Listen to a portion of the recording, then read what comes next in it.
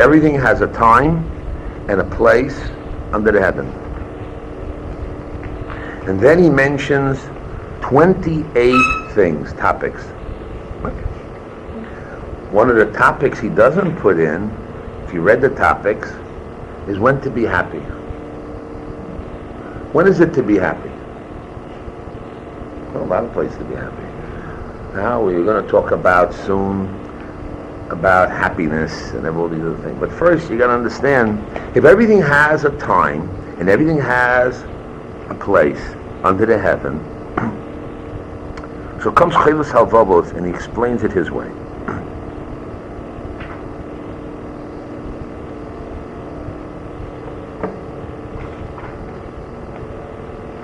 Tirdas HaNefesh. See, it's underlined, Tirdas HaNefesh. What is the Torah? If everything has a time and place, so why is the soul so concerned and has Tirdas? Tirdas means all kinds of troubles, aggravation. Why should I have that? Tirdas HaNefesh. Why should I have that? Tirdas HaNefesh.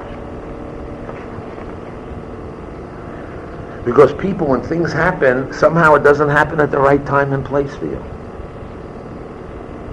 Somehow.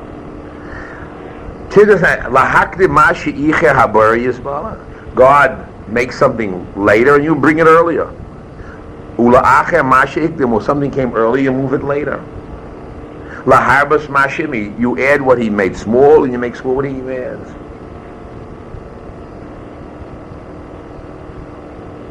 Without understanding the Kiyam Mitzvah and the work you're supposed to do according to the Torah. Because it's missing, it's the weak Chalishus HaKora Ba'mitas Yediyaso. It is the weakness of recognizing the truth of his idea. The Sichlis Mehovin Teves Hanhoga, and the foolishness that you don't understand the goodness of the Almighty. And this is the remez. L'kol zman u'l'chol chayfetz tachas Hashem. What did he say here? The Almighty has a wonderful master plan to unfold for us. Does the Almighty love us? Of course. The only ones for our benefit? Of course. What's your problem? All of a sudden a situation comes and you're not happy with what Hashem gave you. So you have tirdas. What do you want to do? You're a young girl, you're only 20. What's the problem? 21. Why do you have to rush to get married so fast? What are you rushing for? Where are you going? What are you doing? Let it happen in its due time. You want to makdim with Hashem? Well, what's a little later for you? What's your problem? You're trying to go quicker than what you're supposed to do. What's your rush? What's your rush? Ula'acha ma shehikdim. Something he did first, you say, no, I don't want it now, I'll take it later. You don't take what's there later. You want to push what's earlier later. And God gives you a lot and you want to minimize it. Or he gives you a little and you want to have a lot. And therefore you miss the essence of what's happening. You just lost out what's happening in the totality. Okay?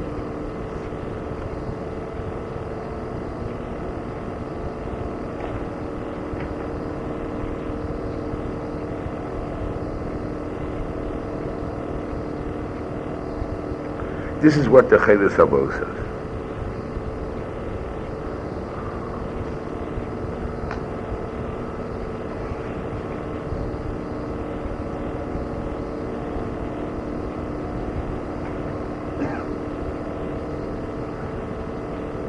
He says the Chayvus Halvavos definitely mitzvahs, which is in your hand, your free choice you can do before or afterwards. But everything else, or the physical aspects of the world, or called phases of life, let the phases of life happen by itself. Okay. So we're starting off with how to bend to the phases of life. So when people think of religion, they think of discipline, they think of giving up, thinking of all kinds of different things that are not exactly in a positive sense. But let's talk about right now. Right now, You know, it says in the Masechta Tainis, Chavtes. What does it say? Misha nichnas Adar marbin b'simcha. Right? It says when Av comes, the month of Av comes, what do we do? Come in. You mamayet b'simcha. You go your last. When it comes to Adar, you increase your simcha. You increase. Now we're in the mode. We're now in the month of Adar. Adar Rishon or Sheni. We mentioned why is it that we have, if Adar is the month of simcha, of happiness. In the month of Av, if you have a court case with anybody, you push it away for Adar. In Adar, you can have all your court cases. Why? Because it's the month of miracles. The month of miracles will happen. So the month of miracle, not only it's a time miracles happened years ago, it's miracles are going to happen to you. Because the month of miracles are going to happen to you. So therefore,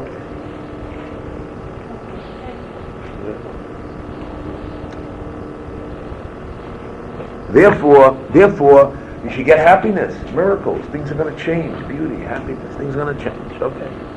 So now it says. So then you can go to court with people. It's marbe b'simcha. You're supposed to increase happiness. It's the month of dogim. Dogim is the fish.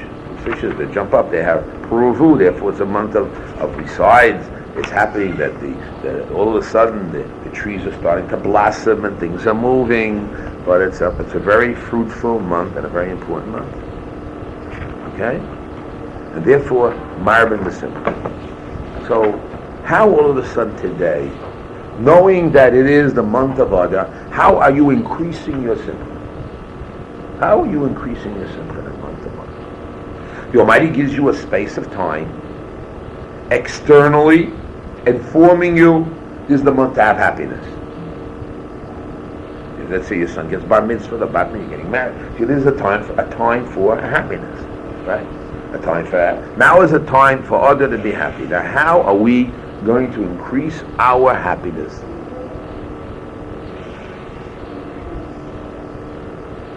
How are you going to increase your happiness? What are you going to do? What are you going to do to increase your happiness? Now, the rule is you have to increase your happiness. Why? If you want to fit in with the times, as we just said before, Lakol's man ve'es l'chol chayfetz is a time to be happy, a time to be sad, a time to do, a time to this, a time to this. 20, he said, how many were there? 28 things to do. So now is the time for happiness. Not only that, marbet, to increase your happiness. You're happy, how do you increase your happiness? Well, that's your suggestions, lady.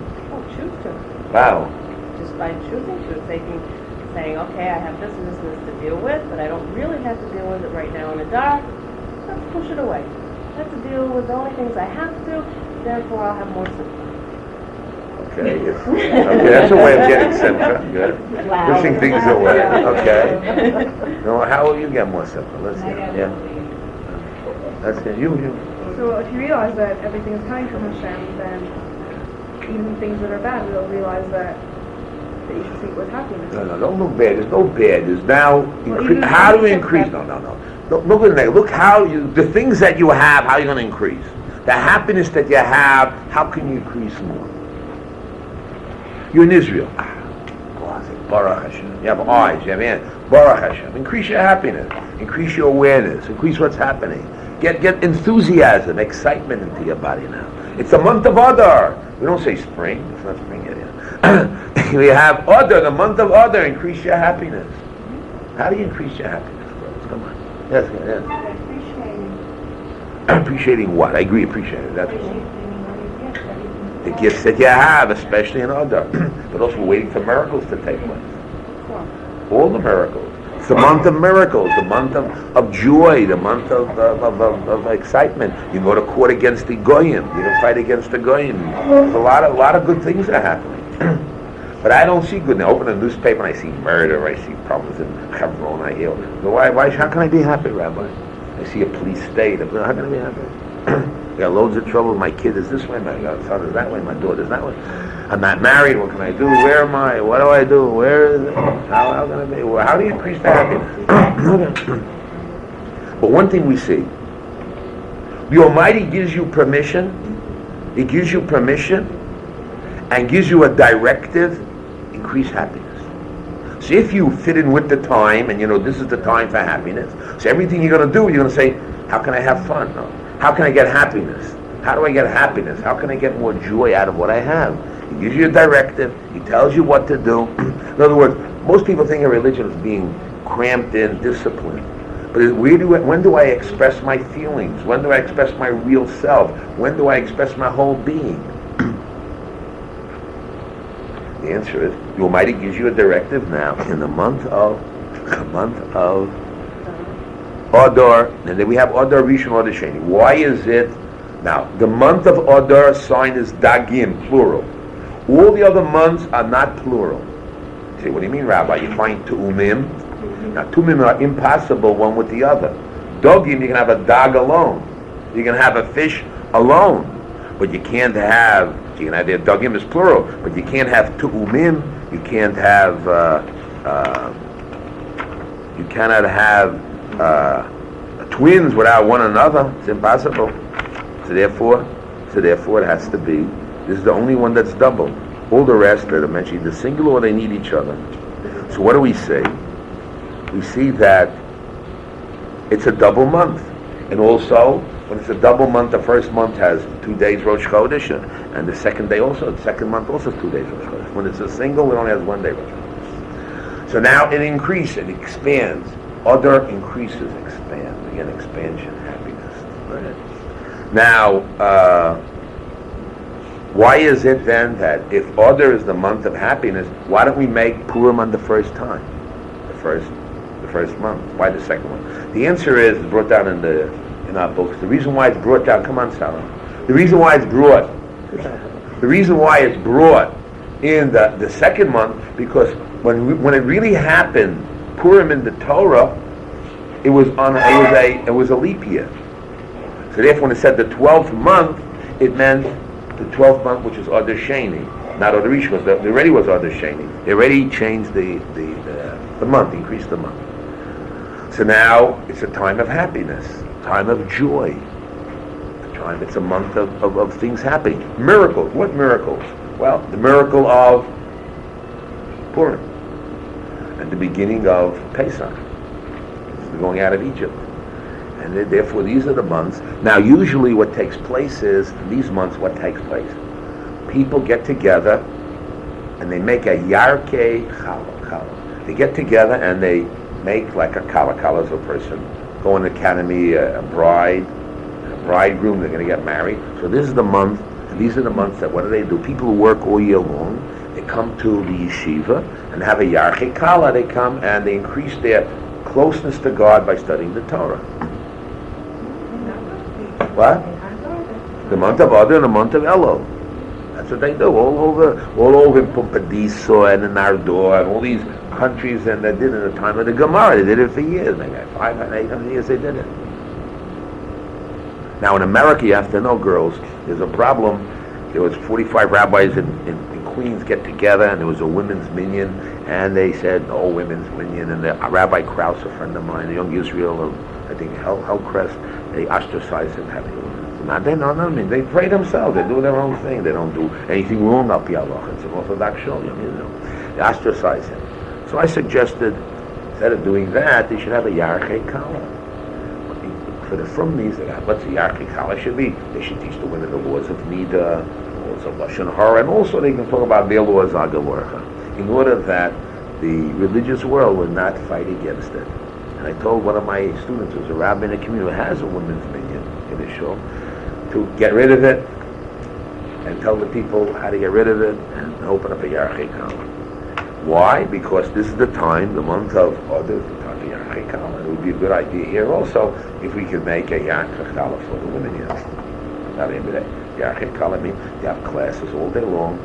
Okay, we can't have over the weekend because you're all married with children. We can't bring your children. We can't run away from the house, and you would love to maybe leave the house and come here. But we'll try to make something a day or two, Yarkei Kala, in the month of Adar and Adar Sheni. We have time now. Maybe you girls can plan it to have it. For women, but actually you got to put from things on them. Lots of Nida, because that makes you what sneers. But also there you can have other little nice goodies that are about developing your personality and knowing about things that women want to know about. And that's a good idea. But this is the month. Why? That should increase your consciousness and closeness to the Almighty.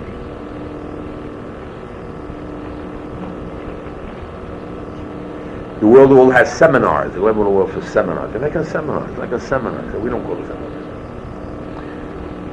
You got one of these? Yeah, you got another one. I got another one. Now, so this is the month of happiness. How you increase your happiness is the question I'm looking for. I would go from one to how you increase your happiness. Okay. I don't know what to say. Let your mother tell you how you increase her happiness. Not your happiness, how her happiness will. She'll tell you. How you increase your happiness, I don't know. But her happiness, you can ask her, she'll tell you. Okay? You increase her happiness, you increase your happiness. It could be partially, yeah, true. But she can start with her mother first. How can she increase? You tell your children, you come, how can you increase my happiness in the month of Adar? Adar, marbim simcha, and I want to have extra simcha. How can you make me happier? So one goes, well, I'll do the dishes once, I'll do the floor, I'll be good in school. You know what I mean? How are you going to increase your happiness? Well, there's a way to increase your happiness. Yes, your husband. Or there's here. How are you going to increase my happiness? Make me happier. How do I get happier? Tell me how. You're the rabbi. You have the Das Torah. Yilamdeinu Rabbeinu. How are you going to increase my happiness? Okay. Now he'll say, well, wonderful. How are you going to increase my happiness? Okay. But anyway, you have to figure out a way before we finish today. But the main point is, again, the Almighty gives us a place to express our feelings. It's not what people think. And He gives a directive. Where is there a place that we have to make fun of people? That's one of the worst things, make fun of people. That's bullshit. It's terrible. Where is there a place that it's a mitzvah to make fun? Okay. Fun. You're not Purim fun. Real fun. Really fun. Purim fun is a problem. In the Yeshiva world, they do it, but a lot of rabbis went against it. It's not nice, etc., etc. So it's called clean fun. Okay, but they have to have where do you sing? Yes, son.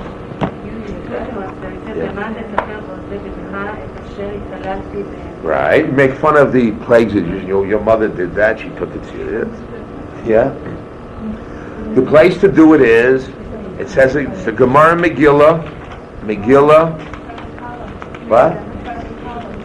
That's also to be that's joyous, not to make fun. That's joyous. Latzonis means making fun of.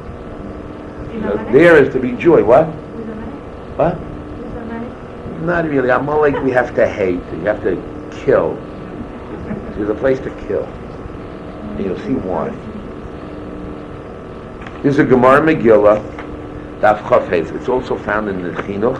It says very simple. Rab Nachman, Kol Litzinus Asur. Any Letzonis is not. Bar mi Litzusa David Kechovin. The Shari. The Chsiv, they make Korah, Baal, Karam. Anyway. So, idol worship. You make fun of the God, idol worship. Why? It's allowed. Allowed to make fun of idol worship. People who worship their money, people who run after their tithers, etc. You can make fun of that. In other words, we can have caricatures. And we can have a right to have character about what? There's a place to express yourself. There's a place to have caricatures. You gotta know when. And the Gemara also says it even further. Hate to hear what it says here.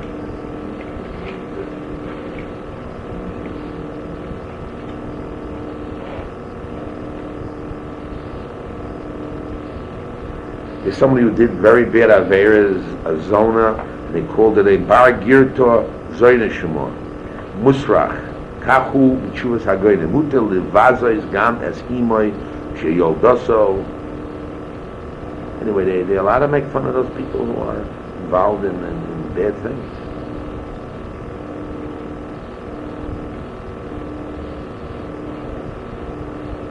It says, Omar Ravashi, Hai man de sane Shmoina Shovilei Mavuze Begimel Vishin.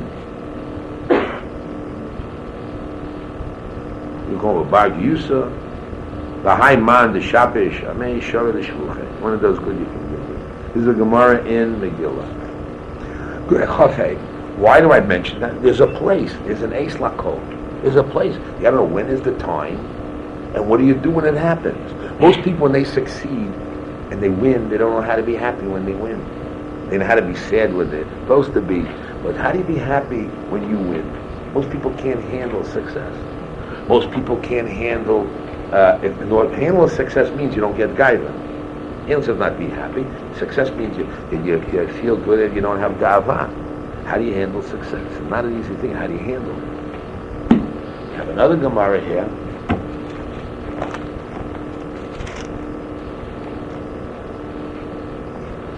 Who are you allowed to hate? You're allowed to hate anybody. You have to love every Jew. Every Jew you must love. Who can you hate? What? Amalek, yeah, definitely. We're talking about other fellow Jews. Okay, yeah. There's a Gemara. There's a Gemara in Psachim, Daf Kuf Yud Gimel Amud Beis. It says in the Torah, "Lo yitisna," so you're not allowed to have your friend in your heart.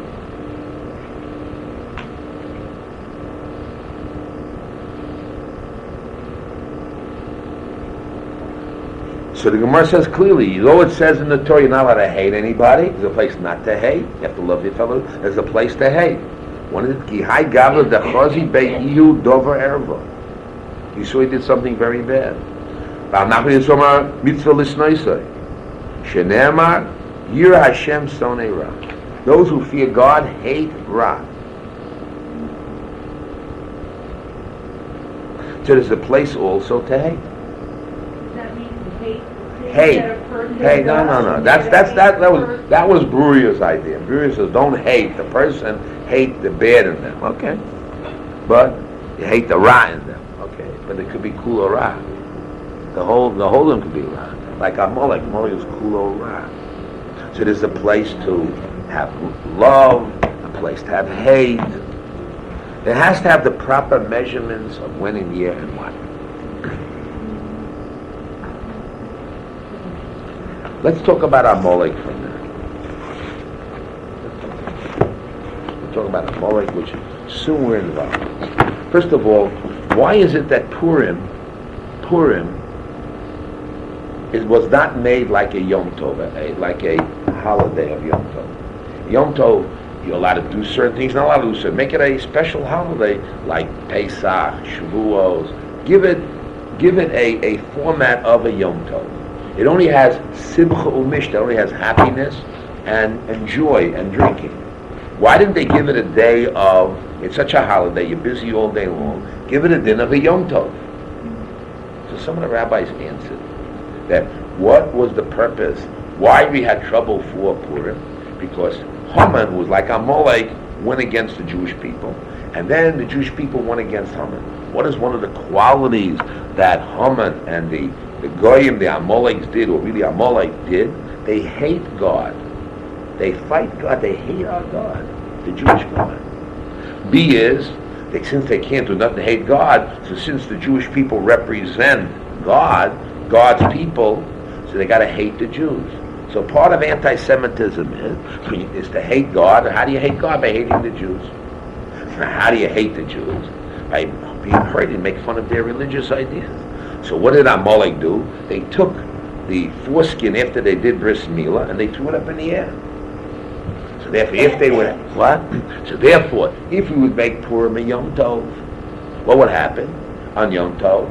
You have a milah shelo bizman. You have somebody who needs to be circumcised on the right day, like he was pushed off the milah. You wouldn't be able to do it on Yom Tov. Only a milah bizmano. If you're circumcised on the 8th day, then it will push away Shabbos and push away Yom Tov.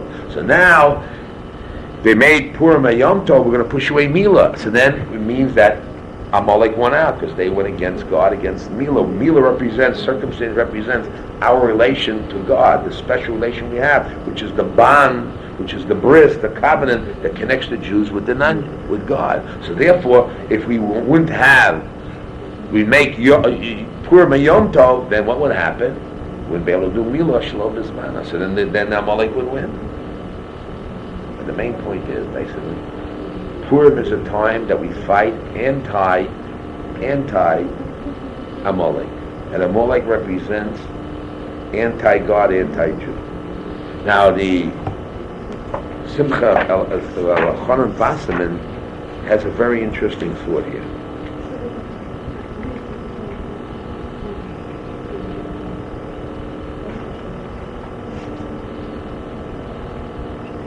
This is one of the views that is not usually said in the books, and we don't like to talk about it, but you have to know what it says here. This is Al-Khanan. Who says this? Al-Khanan Wasserman. You heard of him?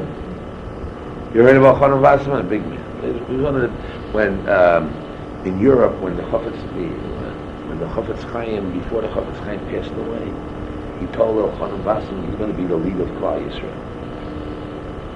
The leader, Al-Khanan Wasserman. He died, he had one child, Simcha Wasserman, and he died without any children. And that generation was closed. Al-Khanan Wasserman came to America, and the Germans were in Europe attacking. He could have saved himself. He went back to Europe, so he don't have to go back to where my people are. When the Germans came around his house, they didn't want to kill him. They surrounded his house and burned the house down. That's what the story goes. Anyway, I think when I was young, I saw him, I met him. I'm not so sure. I think so. I'm not so sure. He went back to the church? He went back to the Holocaust to be with the people. He didn't want to leave the people. It's a famous story. Al-Khanan Wasserman came to America and he raised money and he told the people Muslim. He told people things and he raised money anyway for the European Yeshiva. He was one of the big Gedolei. Okay, anyway. So he says like this.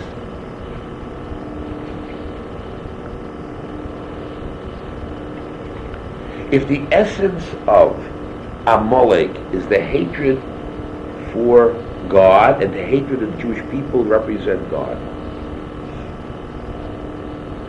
so it comes out that there are Jewish people who hate the religious Jews and hate God, and the religions represent God. The Sinas Rishon Yisrael Liyirei Hashem. He says this is the war of Tumah against Kedusha. There's a war against holiness, against impurities.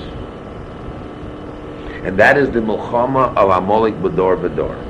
Every generation we have, those people are fighting God, and when you hear this, it's not easy to say, but fighting God. What did Amalek do? Fight God. And in order to fight God, he fight the Jewish people who fear God. So there are people, wicked people in Israel, Jews who hate religious Jews, and they hate things, if you come in, who hate Yirah Hashem, those that fear God. It bothers them, the Jews that fear God. It really bothers them. And therefore he claims that these people basically are Amalek, like Amalek. And then they're like Amalek. They have all the rules like Amalek. Now, some people took like all the laws are like Amalek. Now, there was a few Jewish people in America's Harav who read this, and the rabbis took this and built it up. And therefore they held those people who are against giving away the land to Israel, therefore they're like Amalek, there's a mitzvah to kill them. And then we had this guy, I think Baruch Goldstein, that came out and according to the rules or whatever it was, not Baruch Goldstein, who killed that? Who's the guy that killed Rabbi? Amir, you got Amir, who went along this line and they held this Amalek, and therefore he had a mitzvah to kill. So I want to explain, that's not really... But it wasn't Amalek. No, but he held, because he held that any Jewish person who's against religion or against Yiras Hashem is like Amalek. And it's one of the sources of Al-Khanan Wasserman. This is the source right here. You can read it, it's all, but there's no secrets here. What is the mistake? The mistake is you're not allowed to kill anybody. You have to know there's one thing is taking the law in your own hands. Even though he says it, that they have a din, a law like Amalek, you're not allowed to kill these people. Nobody said you're allowed to kill them. What? You can kill Amalek, but you can't kill Jews who are equal to, and they come from Erev Rav. That you're not allowed to kill. They're not Jews. No. See, that goes to the extreme. I want to correct that. That goes to an extreme. To say that they're like Amalek and the Rishoyim, and to say bad things, you're not allowed to do that. But you're not allowed to take the law in your hands to kill somebody, anybody to kill. Amalek's the only one, if you meet in the street, it's a mitzvah to kill.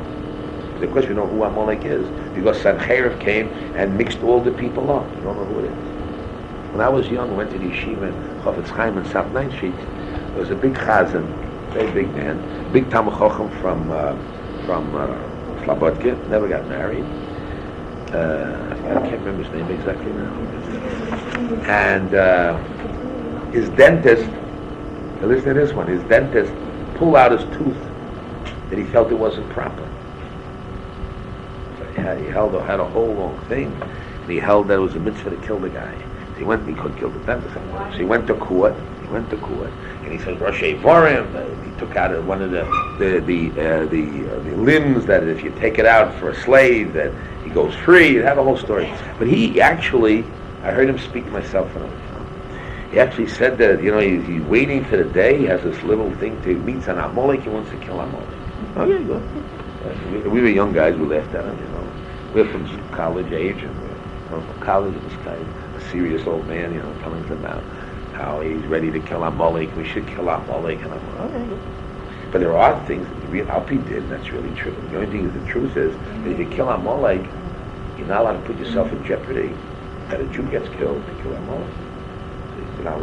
Second of all, you're not allowed to kill yourself because your life is worth 100 million Amalekim. It's only if you can get away with killing Amalek. You can do it. But out of that, this is my Rosh Yeshiva said. So like stories like Jesus goes to Nazis in Germany, and then the whole town is That's also, you see, because there's certainly a social responsibility.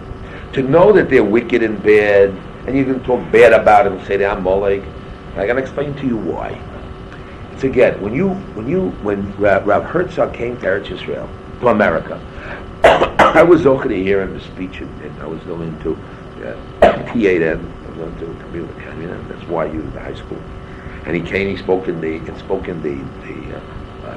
Lamprey Auditorium there. I was there, and they gave a lot of honor. And then when he went to see his chaverim in the East Side, the chaverim didn't bother with him. He said when they got together and they came to the house, they talked to him with all dignity.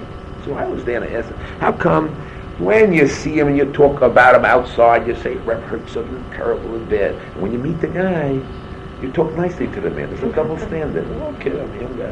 I asked those questions. So they explained to me that he represented Zionism, Israel. So now we have to tell people to stay away from that. So therefore, even though he may be a good man, he represents that type, so we have to go against him for that type. But as a human being, as a Talmid Chacham, he's a guy, therefore we relate to him. The same thing is over here. To know that these people are bad and like Amalek, you have to define and say, yes, they are like Amalek. But you have no right, as a human being, to kill them or to hurt them. You can't do that. It's against the rules. It's against the rules and regulations. So there's a place, again, to hate. There's a place to kill. There's a place to be happy. There's a place to make fun. There's a place and a time for everything. The real problem is, like this fellow, he knew it was wrong, but what do you do? When you come to the right time and place, most people don't know how to act properly in the month of Adar, how to be happy.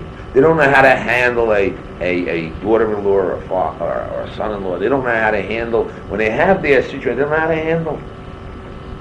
They can't hardly handle a husband or a wife, whatever it may be. How do you handle? You want to. You have an idea. You have a directive. How do you do it? How do you get the chachma what to do and how to do it? So this chayvus halvavos, get a copy, please. You bring it back to your Atlanta. This chayvus halvavos tells us the secret. If there's a time, a Shabbos, for example, Shabbos is a time to be elevated with Kedusha.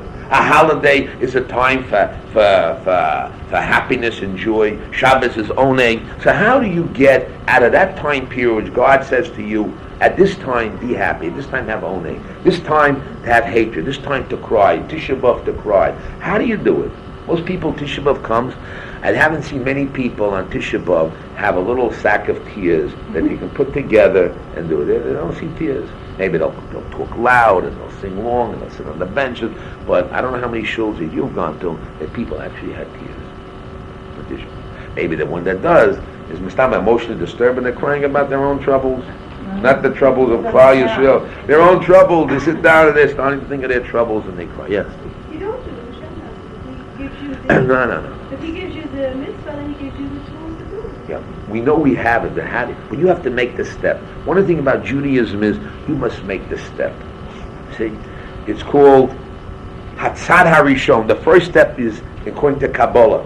You do tatoa in the arrow. You do something in the ground, and God opens above. Pischuli petach shall machat. Open me a little hole in a needle, like a little needle hole. I'll open the world for you. I'll give you the world. You know what I mean? On the radio, they'll say, "But 5 minutes, give me a time. I'll give you the world." God says to us, "Do a little bit. I'll give you the world." But you got to do yourself a little bit. Of course, to change your shoes, and Hashem will help you cry. What? Change your shoes, Hashem will help you cry. Now you know that if you change your shoes, depends why. If you're changing your shoes to have covered Shabbos Kodesh and to look nicer to go to shul, so that's very good. I agree to that. But you're just changing your shoes. That's not related to it. It has to be doing something towards the goal that you want. And it's our job to open our hearts. So what are we going to do to be happy on Adar? What are we going to do when it happens? So the first step is to read this piece again. The first step is that we have to recognize, and that's what he says here. It comes from Chalishas Hakora Bamitas Yidiyasa, by the weakness of our recognizing of the truth of the understanding of God, the Sichlus Mehoven Tevis Hanoah, to understand the goodness of God's goodness. And therefore, we have to know, this is the time. If this is the time, jump into the box, just like there is in the world. You have imagery. I say you want to lose weight. So they say in the books, draw a picture of what you want to look like, or you were young, and then jump into the picture and get that way. That's called imagery. The same thing is you now have the time. The time is Shabbos. You got to be happy in Shabbos. Jump into the time, into the eternal time of Shabbos. Jump into the eternal time of Pesach. Jump in. Now is learning Torah. Jump into the Archeon. Jump in it. Be part of it. Be alive, vibrant. Do the maximum. Do it. Now, since God says this is the time, and you're doing the right time, that will give you extra energy, and it will really happen. Normally, if you did it not in the time, like Aser Shemei Tshuva, what's the big deal? I can do Tshuva all year long. No, this is the time. That means if you'll try, it's going to work. Like you have the mazel. It's the mazel now, it's going to work. Your mazel is changing now, that now you're going to get happiness. Don't all the time you're depressed and down and all out. When you're going to be happy now, you'll get the mazel. The mazel will work. The mazel of the dogim of Adar is going to work on you, and you're going to get that happiness. So you got that mazel. Imagine you get the little bubble gum and it says, or look at the astrology and it says, now is your mazel to get happiness. So right away, I got to get happiness. So where is it? You're going to run through it. Same thing here. The mazel we have, it's going to be there. We have to know about it. You have to know it's there. You have to know, you have to see the goodness of God that He gives it to us. And we have to recognize the truth of His creation.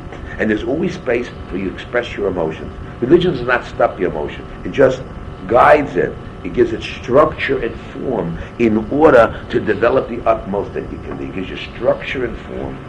But most people in the structure and form can't work. They want to be spontaneous. They want to do it on their own. That's also good. You have prayer on your own. You can pray all day long. You want to. But we have format, structure, which is, and we give you also the way. Anshe Knesset Hagdola gave for us prayer, the Shmona Esrei, the 18 brachos, the 19. And if we read it, we're able to live and go through. David HaMelech wrote Tehillim that we have the form and structure. If you have any feeling, any emotional feeling, any problem, read Tehillim and it will pull out of your eye. We have a structure. You want to do your own good. But usually your own, you're not capable.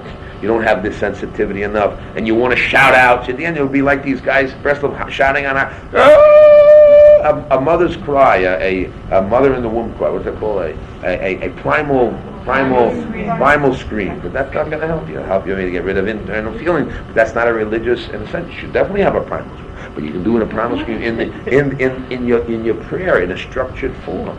And get your happiness in the right way. Use the emotions. The Almighty gave us a lot of time that we can have all our emotions expressed. In other words, the problem is most people are either one way or the other. They don't have the flexibility. They don't have the in order to change their mode. All of a sudden, I tell over the story. I'll tell it over again. It's not my story. It's run in the gold books. The rabbis bring it down. There's this woman who is selling merchandise in a stand in the marketplace, and she has to make money.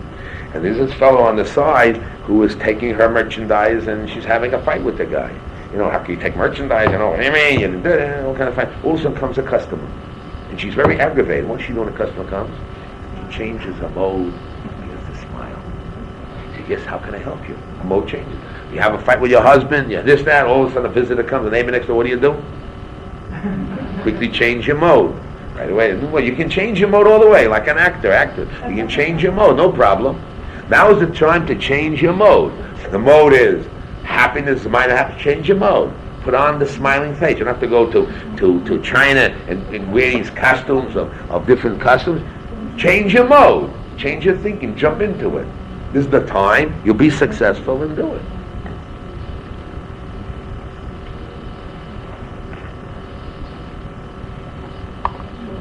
What I really wanted to say is that we have all the formats, all the ways of expression in religion. Nobody stunts a person's growth. Just have to, when it does happen, take advantage of it. Go forward. The Gemara says, the Rabbi tells the person has kas. What do you do? You have anger. What do you do? What do you say? About Amalek. How could Amalek, Let Amalek be damned and cursed. Good. See, now you took your anger, you didn't hold your anger back, you expressed your anger, but there's one way to what Musa book says, and you curse off Amalek. That's right, curse Amalek. So you took your anger and you put it to a force. Talk about Amalek. Talk about Rishoyim, Aveda Zara, idol worship. Make fun. You have to make fun of idol worship. If you're a letz and you have to talk to your neighbor on the phone, so find something bad about the Aveda Zara, and you talk about it, joke about it. You have a right, so you can have fun on the phone, kosher fun on the phone. But it's hard to find because where's your soul and where's your heart? You see, you try to talk about your neighbor, yeah. Wouldn't that make a bit of a difference for somebody? A what? Wouldn't that make a bit of a difference for somebody if they kept talking about others? No, others you can't, but that's right. Idol worship you're allowed. Wicked people you're allowed, assuming that it's hapi halacha here. And if they do an erva, and you're allowed to, there's certain things you're allowed, certain things you're not allowed to. But if it's a format and a structure, and you know you're allowed to do it, why hold yourself in? Why make yourself more holy than the Pope? More holy than what the Torah says? The Torah says to be happy now. Let's see the smile on your face. Get extra smile, 2 smiles, double smile, triple smile. Let's go. Come on. To be angry. What? I thought you're not allowed You're allowed to be angry. Even God has anger, but it's not anger from the heart. It's anger against concept. So then they say to you that you get your anger and you push it into those that have anger. So push it into this format. Now, then you work yourself not to have anger. But if you don't have anger, so you're not going to be angry anyway. You're not going to say make yourself angry. That's crazy. But you can make yourself love somebody. You can make yourself happy. You can make yourself joyous. Understand? You didn't get it. No, I'll explain it again. If the person is different, person A has anger, so I tell direct your anger. We have a way of directing your anger. Now, there's sometimes that it's good to take out your feelings, right? So instead of going down to the football court and hitting a football or banging a thing, so you can get, if you have anger, you can take it out on a mole, Rishoyim, Aveda Zara, you can do that. Okay? Now, should you have anger? Why have I didn't say to have anger. I said if you have it, I don't say go and make anger. Some people don't have anger, they don't have anger. I don't say that. But if you have it, then direct it. And then once it's directed and taken out, and it's there. Don't direct it in the wrong line in the wrong way. Because it has to go somewhere in the body. When people believe in transforming or their emotions and their ideas, you got to go somewhere. It transforms to something. The energy goes somewhere. You don't lose energy. Where does it go? So then the person, 10 years later, gets troubles. You got to go to the psychiatrist because they don't know where it comes from. The answer is the psychiatrist go back to the source until they find. Most times they don't find it, but they do find it. It comes out to who knows what, and they touch it and it somehow disappears. But it doesn't disappear totally. It may diffuse a little bit, but there's still parts that creep around it. And another 10 years later, they got to go again. Find out, in fact, it comes to different forms and shapes. But if you use it in the right direction and you express it rightly and you know it's correct, so then you focus on it and then you direct it and then it comes out the right way. And then it relieves what really is there. It was done right. But if it's done wrong, it's hurt. Same thing as happiness and joy. Most people, when the child gets married or does that, they don't even know how to be happy. And they fight with the husband, the wife, and then the kids are fighting. They have to look so nice for the pictures of the wedding. Blah, blah. And meanwhile, the real joy that they're supposed to have, they never had in the dance because they're worried about they'll have to have friends to look nice, and the friends have to be happy what the friends are going to be and what they're going to say, what the newspaper's going to. And meanwhile, they didn't enjoy their own happiness of their own wedding, of their own self and their own self. Very sad story. Because they never knew how to take advantage of anything, to express it and get double joy. And especially should be on earth and ends and earth. Because this God has his plan, it's happening, so enjoy the time that he's giving you. I recognize God runs the world. There are different phases of life, different phases of things, and enjoy those phases. You want to say something? Well, I'll listen. Well, listen, I'll listen. I'm listening. I want this young lady to join, but she's a tough lady. I can't. You join. Come to Eretz Israel and be happy. The world is happening to the whole world. I have a fellow from the Philippines now. He's going back to the Philippines. And, he's telling everybody about Hashem that he discovered, and he's building a whole big $2 million. So he's spending $2 million. He has 10,000 square meters. He's giving up his own property, so the property rights. It's in the papers. It's happening. He discovered Hashem. Going back to school. And it says a pasuk in Yeshayahu. It says, "Va'iyim," and from the islands that never knew about God, in the time in the future, they'll know about, they find about God. The people and the Platon, and those who are, who knows what, the Platon and the people who are exiled will come back and bring it to the world. He's going to bring it to the Philippines. Very strange now. And this is, the prophecies are coming true. It's happening. Koreans and Brazilians all over, they come all over. A lot of people are searching, except they're not directed the right way and not guided, which is our own fault. Our own magazines, our own books of anti, as I would say, the Amalekim of the leaders are fighting God and fighting the fear of God. And that's what's happening. So you have to know what it is. You can't say black is white. You have to know they're bad, but they don't have the din of killing. You can hate them, you can feel bad about them, and you can't kill them. What do we do about our leaders? What do you do about leaders? I tell you, I hate to tell you, it's happening by itself. You do caricature, it's happening by itself. We see ourselves, today there's no respect. I mean, can you picture the Prime Minister has to be being brought down to the police and being questioned? What kind of story is that? What? The presidents too. Yeah, but I mean, the thing, but till they got Nixon took a long fight. Didn't happen easy. But how are people who are getting elected now in trouble before they get elected? I know. I traveled. I was in Chicago 5 years ago, and I put on the radio. I was traveling by car, and I hear this guy. 4 guys are running for. One guy killed somebody. The other one had the mafia, and the other one stole.